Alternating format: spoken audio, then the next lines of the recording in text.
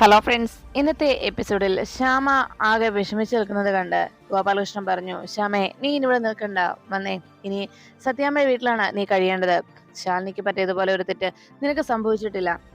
ശാലിനി 5-6 വർഷക്കാലം അവിടെ നിന്ന് മാറിയെന്നോ അവരിൽ നിന്ന് മാറി നിന്നു എന്ന സത്യം തന്നെയാണ്. എന്നാൽ നിന്റെ ഭാഗത്തുനിന്ന് അങ്ങനെ ഒരു തെറ്റും ഇന്ന് വരെ സംഭവിച്ചിട്ടില്ല. ആ കുടുംബത്തിനു വേണ്ടിയും നിന്റെ ഭർത്താവിനും കുഞ്ഞിനും വേണ്ടിയുമാണ് നീ ജീവിച്ചത്. അപ്പൊ പിന്നെ അവര് നിന്നെ ഇറക്കി വിട്ടതില് എന്താണ് അർത്ഥമുള്ളത്? അതുകൊണ്ട് അവക്ക് പറ്റിയ അബദ്ധം നിനക്ക് സംഭവിക്കാൻ പാടില്ല. അതുകൊണ്ട് ഞാൻ തന്നെ നിന്നെ അവിടെ തിരികെ കൊണ്ടുവന്നാക്കും. നീ വന്നേ എന്ന് പറഞ്ഞ് ഗോപാലകൃഷ്ണൻ ശ്യാമയും വിളിച്ചുകൊണ്ട് പോകുമ്പോൾ ശാരദാമ്മ ആ ഉമ്മറത്തിരുന്ന് ദേവിയോട് പ്രാർത്ഥിച്ചു. എന്റെ ദേവി, എല്ലാം നന്നായി തന്നെ നടക്കണേ.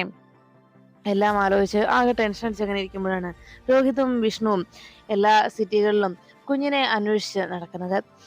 കയ്യിലുള്ള ഫോണിലെ ഫോട്ടോ കാണിച്ച് അവിടെയുള്ള ഓട്ടോ സ്റ്റാൻഡിലും കവലകളിലുമൊക്കെ കണ്ട ആളുകളുടെ എല്ലാം അരികിലെത്തി അവിടെ ഓരോരുത്തരെയും ആ ഫോട്ടോ കാണിച്ച് ഈ കുഞ്ഞിനെ കണ്ടോ എന്ന് എല്ലാവരോടും അന്വേഷിച്ചു. ഇല്ല എന്ന് അവർ മറുപടി പറയുമ്പോൾ ആകെ ടെൻഷനോടെ രോഹിത് വീണ്ടും തിരികെ കാറിലേക്ക് വന്നു കയറി.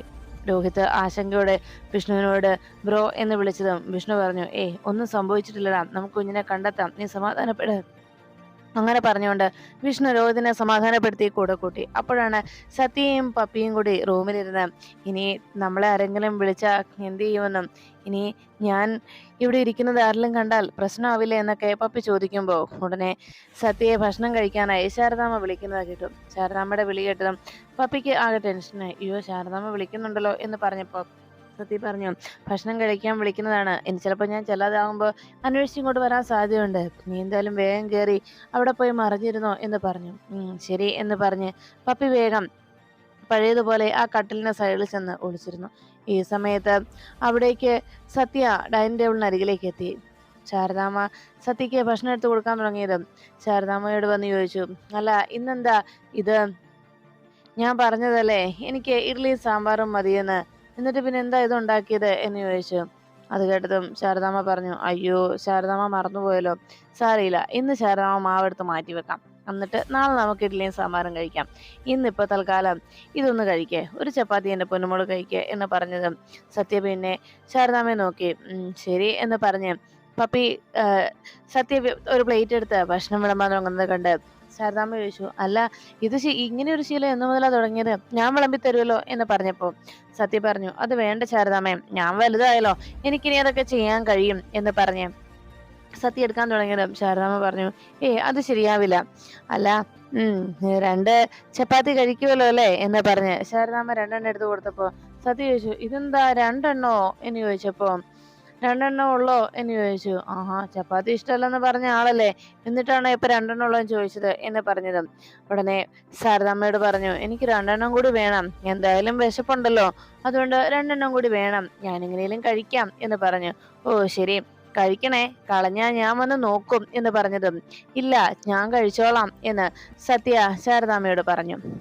അത് കേട്ടപ്പോഴേക്കും ശാരദാമ്മയ്ക്കാകെ സംശയമായി. ഇത് കഴിക്കുമല്ലോ അല്ലേ? അല്ല, റൂമിൽ ചെന്നിരിക്കുന്നത് എന്താ ഇത് എങ്ങോട്ടാ കൊണ്ടുപോകുന്നത് എന്ന് ചോദിച്ചപ്പോ സത്യ പറഞ്ഞു, റൂമിൽ ചെന്നിരുന്നാലേ കാർട്ടൂൺ കണ്ടുകൊണ്ടിരുന്ന് എനിക്കിത് കഴിക്കാലോ, ഇവിടെ ഇരുന്ന അത് പറ്റില്ലല്ലോ എന്ന് പറഞ്ഞു.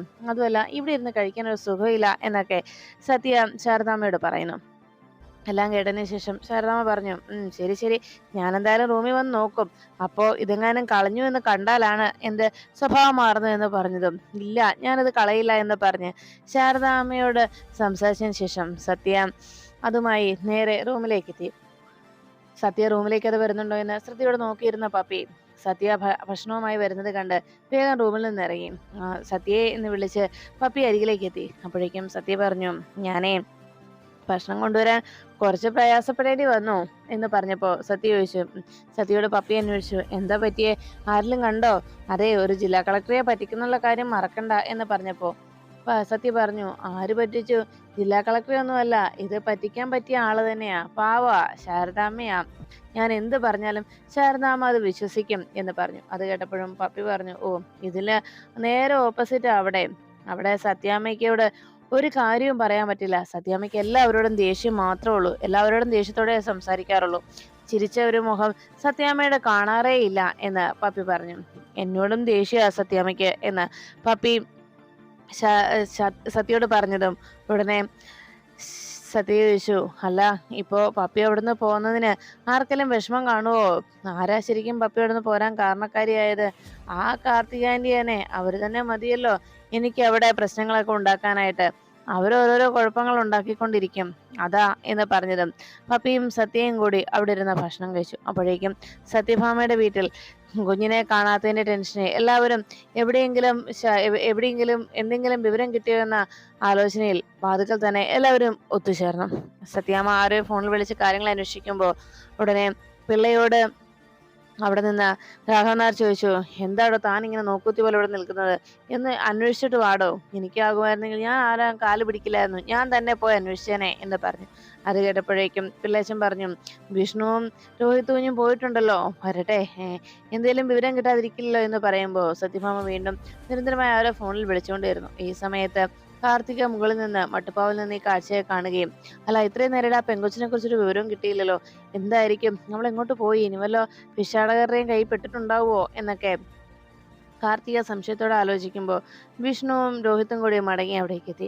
അവരെ കാറിൽ നിന്ന് ഇറങ്ങിയത് കണ്ട് സത്യഭാമ മറ്റെല്ലാവരും പ്രതീക്ഷയുടെ അരികിലേക്ക് ചെന്നു. എന്തായടാ, എന്തായി എന്ന് ചോദിച്ചതും അന്വേഷിക്കുന്നവർക്കെല്ലാം പറയാനുള്ള ഒറ്റ വാക്ക് മാത്രമേ ഉള്ളൂ, അറിയില്ല അല്ലെങ്കിൽ കണ്ടില്ല എന്ന്. ആ സമയത്ത് സത്യഭാമയുടെ ഫോണിലേക്ക് വീണ്ടും ഒരു കോള് വന്നു.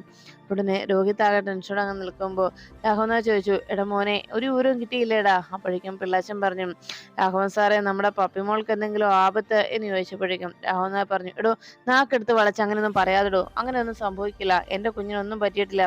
അവള് കുറച്ച് കഴിയുമ്പോൾ അച്ചച്ച എന്ന് വിളിച്ച് എന്റെ അരികിലേക്ക് ഓടി വരുമെന്ന് ഇപ്പോഴും ഞാൻ കരുതുന്നത്, ആ ഒരു ഓർമ്മ എന്റെ മനസ്സിലുള്ളത് എന്ന് പറയുമ്പോൾ ഉടനെ സത്യഭാമ പറഞ്ഞു, രാഘവേട്ടാ, അതൊക്കെ ശരി തന്നെയാ, നമുക്ക് അങ്ങനെ ചിന്തിച്ച് എന്ന് വെച്ച് അതൊരു ഒരു സാധ്യതയല്ലേ.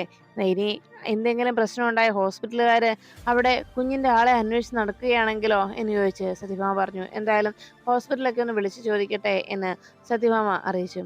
അല്ലെങ്കിലും ഈ സമയത്ത് ഈ കൊച്ച് ഇതുപോലെ പോയിട്ടുള്ളതല്ലേ മുമ്പ്, ഇനിയിപ്പോ പറഞ്ഞിട്ടും കാര്യമില്ല, ഇങ്ങനെ പോകാതിരിക്കുന്നത് എങ്ങനെയാ? അല്ല ഇതുപോലെയൊക്കെ അല്ലേ അവളുടെ അമ്മ കാണിച്ചു കൂട്ടുന്നത്, ഇവിടെയുള്ള എല്ലാവരെയും തിരിക്കുകയല്ലായിരുന്നോ, എല്ലാവരെയും പറ്റിക്കാൻ ശ്രമിക്കുകയല്ലായിരുന്നു അവള്, അപ്പോ ഇതിലപ്പുറമല്ലേ അവള് ചെയ്യുക എന്നൊക്കെ സത്യഭാമ പറയുമ്പോൾ ഉടനെ രാഘവൻ നായർ വിളിച്ചു, ഭാമേ, ഈ നേരത്താണോ ഇങ്ങനെയെല്ലാം പറയുന്നത് എന്ന് ചോദിച്ചതും സത്യഭാമ പറഞ്ഞു, പിന്നെ അല്ലാതെ രാഘവേട്ട, ഇങ്ങനെയല്ലാതെ പിന്നെ എങ്ങനെയാ സംസാരിക്കുന്നത് എന്ന് സത്യഭാമ രാഘവൻ നായരുടെ നേരെ കയർത്തു. സത്യഭാമയുടെ ചോദ്യം കേട്ട് രാഘവൻ നായർ ദേഷ്യമെടുക്കുമ്പോൾ വിഷ്ണു പറഞ്ഞു, അമ്മ ഒന്ന് നിർത്ത്, മതി, ഈ സമയത്ത് കുഞ്ഞിനെ കുറിച്ചല്ലേ അന്വേഷിക്കേണ്ടത്, പപ്പിമോൾക്ക് എന്താ സംഭവിച്ചതെന്നല്ലേ കണ്ടെത്താൻ നോക്കേണ്ടത്, ഇനിയെങ്കിലും അമ്മ നിർത്ത് എന്ന് പറഞ്ഞു. അപ്പോഴേക്കും ഒരു ഓട്ടോ ആ മുറ്റത്തേക്ക് വരുന്നത് എല്ലാവരും ശ്രദ്ധിച്ചു. എല്ലാവരും ആകെ ആശങ്കപ്പെട്ട് അങ്ങനെ ഇരിക്കുമ്പോൾ ഓട്ടോയിൽ ഗോപാലകൃഷ്ണനും ശ്യാമയും കൂടി അവിടേക്ക് വന്നിറങ്ങി.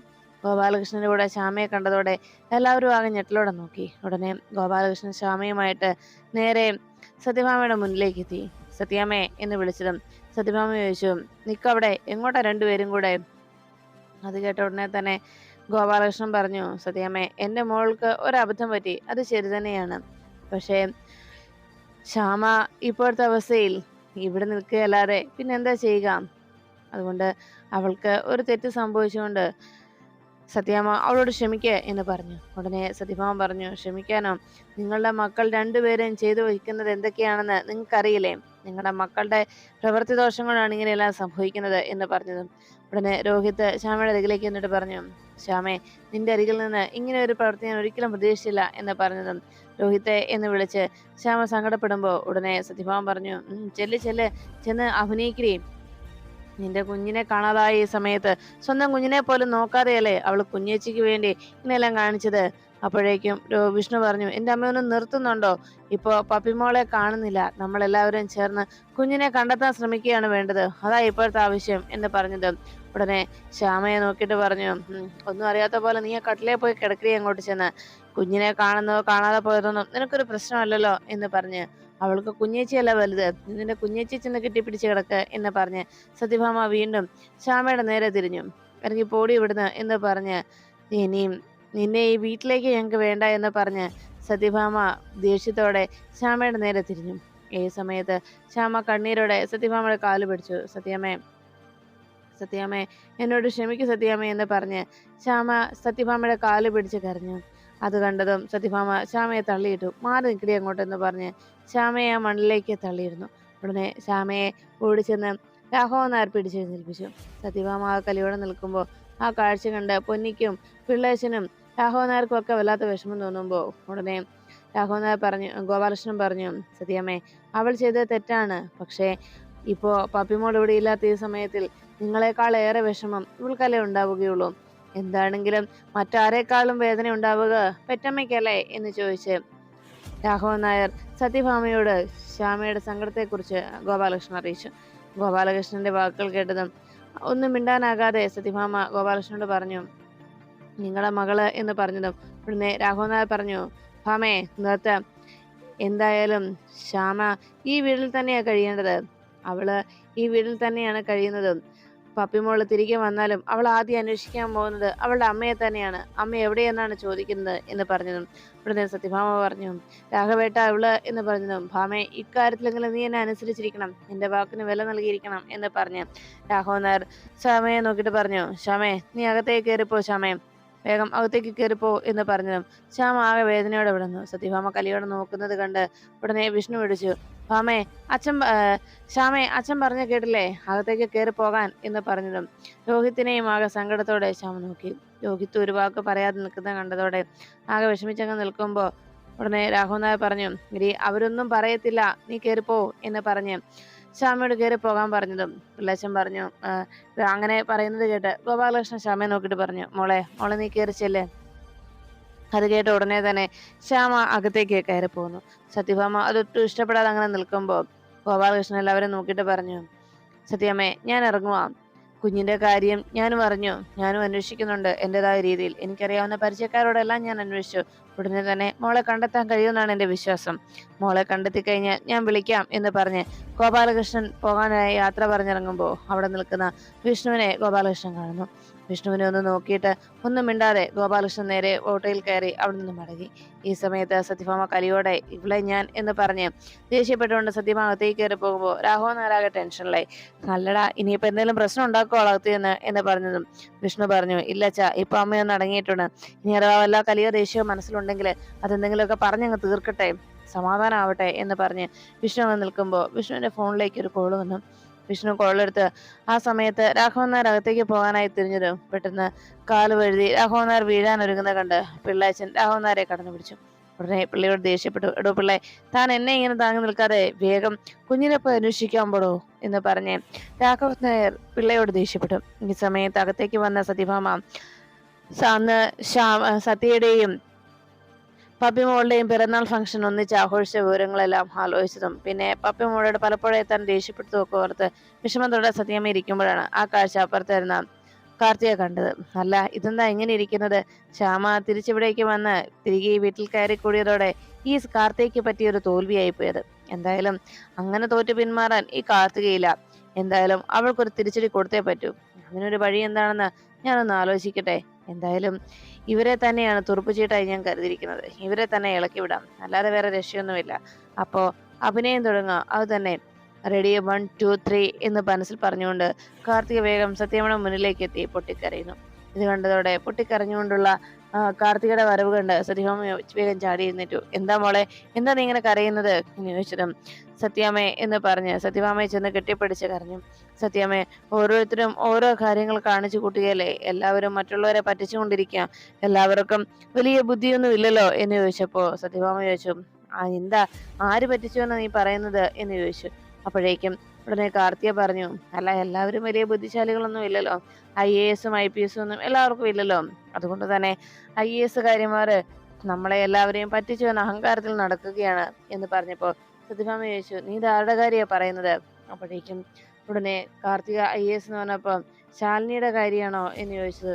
ശാലിനി എന്ന് വിളിച്ചതും ഉടനെ കാർത്തിക ദേഷ്യത്തോടെ സത്യഭാമയോട് പറഞ്ഞു, അതെ സത്യാമ്മേ, അവൾ മനഃപൂർവ്വം പപ്പിമോളെ ഇവിടെ നിന്ന് മാറ്റി നിർത്തിയിട്ട് ഈ വിവാഹം മുടക്കുന്നതിനായിട്ടുള്ള നീക്കം നടത്തുകയാണ്. അത് കേട്ട സത്യഭാമ ദേഷ്യത്തോടെ, എന്നാൽ കാർത്തിക പറഞ്ഞത് സത്യമാണെന്ന് വിശ്വസിച്ചുകൊണ്ട്, ശരിയാണോ, അങ്ങനെ തന്നെ സംഭവിച്ചിട്ടുണ്ടാവുമെന്ന വിശ്വാസത്തിൽ ശാലിനിയെ ചോദ്യം ചെയ്യാനായി നേരെ ശാരദാമ്മയുടെ വീട് ലക്ഷ്യം വെച്ച് പുറപ്പെട്ടു. അവിടെ ശാരദാമ്മയുടെ വീട്ടുപടിക്കലേക്ക് വന്ന് കാറിൽ നിന്ന് ഇറങ്ങിയ സത്യഭാമ കലിയോടെ വരുന്നത് കണ്ട് ഗോപാലകൃഷ്ണനും ശാരദാമ്മയും ആകെ ഞെട്ടലോടെ നോക്കി. ശാലിനി ആ സമയം അവിടെ ഉണ്ടായിരുന്നത് കൊണ്ട് ശാലിനിയും വാതിക്കലേക്ക് എത്തി. ഉടനെ ശാലിനി പറഞ്ഞു, അതെ, എന്താ എന്താ പറ്റിയത്? അത് വേറൊന്നുമല്ല, കൃത്യസമയത്ത് ഇവിടേക്ക് വന്നത് കൊണ്ടാണ് ഞാൻ ഇങ്ങനെ ചോദിച്ചത്. ഒരു കാര്യം എനിക്ക് അറിയണം, അതിനു വേണ്ടിയാ ഞാനിപ്പോ ഇവിടേക്ക് വന്നത്. ഇവിടെ എന്റെ പപ്പിമോളുണ്ടല്ലോ, ഇറക്കി വിടറി അവളെ ഇങ്ങോട്ട്.